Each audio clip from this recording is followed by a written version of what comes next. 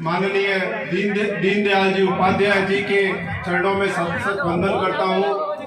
श्यामा प्रसाद मुखर्जी के चरणों में सत वंदन करता हूँ। और राजस्थान के हमारे इस भारतीय जनता पार्टी को आगे बढ़ाने वाले और उसको जिंदा रखने वाले स्वर्गीय श्री भैरू सिंह जी के श्री चरणों में वंदन करता हूँ।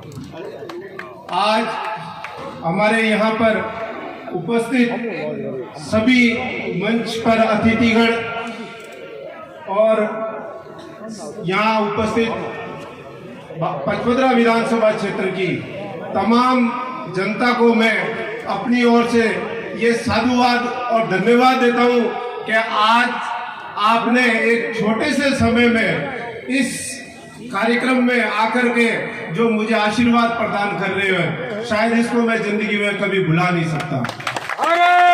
भाइयों, आपको मैं ये कहता हूँ कि गलतियां तो कभी भी किसी से हो सकती है। जब आप हमेशा कभी कोई क्रिकेट का मैच वगैरह कभी देखते होंगे, ये कबड्डी का है या कोई भी मैच, तो मैच में जो खिलाड़ी होता है और जो देखने वाले होता है वो कहते हैं कबड्डी होती है तो उसको कहते हैं इधर से पटक, वो कहता है इधर से पटक। लेकिन जो खिलाड़ी जो खेलता है उसी को पता होता है कि कैसे पटका जाता है, कैसे नहीं पटका जाता है। तो गलती तो ऐसा इतना टाइम तो मैं खुद ही एक दर्शक की तरह था, लेकिन अब मैं खुद ही खिलाड़ी बन गया हूँ। तो उस खिलाड़ी बनने के में कई बार किसी से कोई चूक भी हो जाती है तो आपका बेटा और आपका भाई समझ करके मुझे माफ कर देना।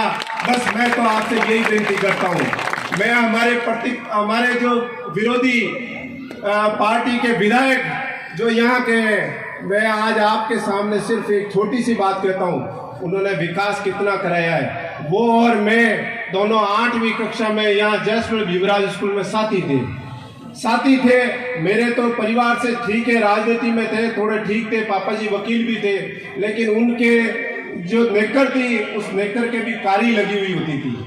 तो इस तरह से आते थे, लेकिन आज कंडीशन ऐसा है आपके सामने है, वो कहाँ है और हम कहाँ हैं। हम तो इसी धरती पर है आपके, लेकिन वो अभी भी आसमान में चलते हैं। मैं आपको बताता हूँ 54 जनों ने अपने यहाँ बालोतरा के अंदर जमीनें हड़पी है उन्होंने, जिनके कागज मेरे पास में। और मैं आपको विश्वास दिलाता हूँ कि भारतीय जनता पार्टी की सरकार आएगी और उनको जैसे ये आज कांग्रेस के जो लोग हैं वो ईडी के चक्कर काटते हैं, वो उस वक्त उसके चक्कर काटेंगे, मैं आपको विश्वास दिलाता हूँ।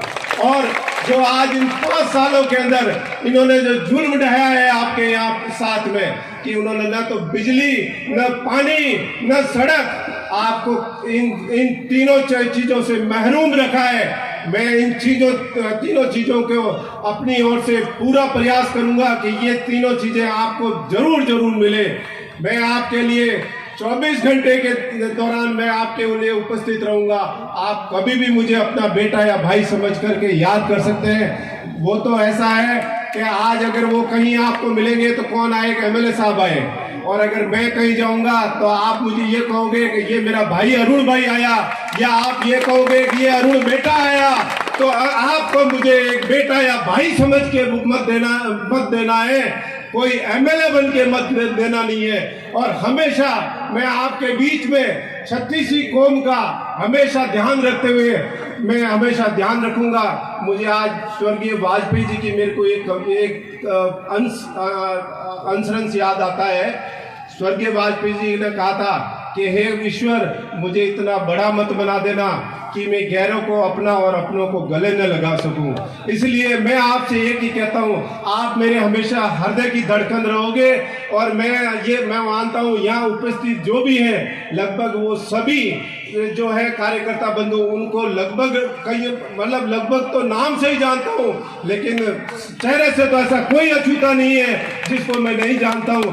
लेकिन जो कमी होगी उसको मैं पूरा करूंगा। और आज यहाँ उपस्थित हमारे वरिष्ठ, सबसे बड़ी खुशी की बात है हमारे भूर सिंह जी मुंगड़ा साहब जो हमारे पूर्व प्रधान है, वो आज यहाँ पर उपस्थित होकर के आज मुझे जो आशीर्वाद दे रहे हैं, मेरे को शायद इससे ज्यादा खुशी कहीं मिल नहीं सकती है। और हमारे वर्तमान प्रधान श्रीमान उमेश सिंह जी अरावा साहब, हमारे राजेंद्र सिंह जी, भवानी सिंह जी, हमारे हरी सिंह जी, हमारे गोपाल जी पारिक साहब, सोहन सिंह जी, हमारे मंडली के दामट साहब, और हमारे कैलाश जी के पिताजी तगाराम जी, और हमारे मनोहर सिंह जी ठाकुर साहब, रूपचंद जी सालेचा साहब, हमारे चेयरमैन साहिबा प्रभा जी सिंघवी साहब, और हमारे भोम जी, रामा किशन जी, हमारे प्रमुख साहब, और हमारे बीरबल जी, और हमारे यहाँ उपस्थित सभी का मैं नाम क्या लूँ, सबको मैं व्यक्तिगत जानता हूँ। आप सबको मेरी तरफ से बहुत बहुत प्रणाम, जो आपने मेरे को इतना अपना समझ करके जो आज आशीर्वाद दिया है, इसका मैं आपका ऋण ही रहूँगा, ये मैं आपको विश्वास दिलाता हूँ। जय हिंद, जय भारत।